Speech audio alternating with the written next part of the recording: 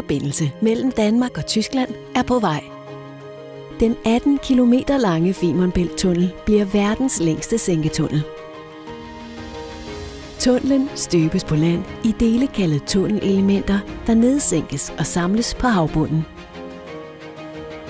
Ud for begge kyster opføres tunnelportalbygninger i inddæmmede områder bag midlertidige diger. Når portalen er klar til at modtage det første tunnelelement, bliver digerne fjernet. Slæbebåde sejler de færdige tunnelelementer fra fabrikken ved Rødbyhavn til deres endelige placering. Nedsænkningen foregår fra et specialbygget fartøj, hvorfra besætningen kan følge operationen. Et tunnelelement vejer 73.000 ton og er udstyret med indre ballasttanke. Ved at fylde dem med vand, kan operatøren holde elementet præcist balanceret i vandet under nedsænkningen. Ved hjælp af sensorer på havbunden og det foregående element, kan operatøren følge elementets placering med en præcision på helt ned til 12 mm. En stålbjælke på elementet fanger et Y-formet beslag på det forrige og låser dets vandrette position. Herefter trækker hydrauliske arme de to elementer tæt sammen.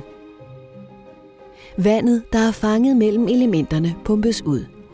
Det skaber en stor trykforskel, der presser elementerne yderligere sammen. Den ydre gummikappe er nu presset helt sammen, og elementet er nu vandtæt. Nu kan arbejdere gå ind fra det forrige element og montere den indre gummiforsejling. De to gummikapper holder tunnelen vandtæt og giver den fleksibilitet til at udvide og trække sig sammen, når vandtemperaturerne ændrer sig. Når koblingen mellem elementerne er færdig, går arbejdere i gang med at færdiggøre tunnelens tekniske udstyr til vej og jernbane. Flere hundrede specialister vil arbejde samtidig med tunnelens mange installationer. Når et hold er færdig med deres opgave, rykker de længere ind i tunnelen, og et nyt hold specialister overtager deres sektion. Femern Bælt-tunnelen bygges fra både tysk og dansk side. Når de to tunneler mødes, vil et særligt lukkeelement, der kan udvides på begge sider, samle det sidste stykke af tunnelen.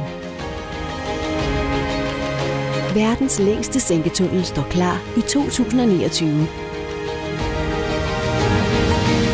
Vi ses på den anden side.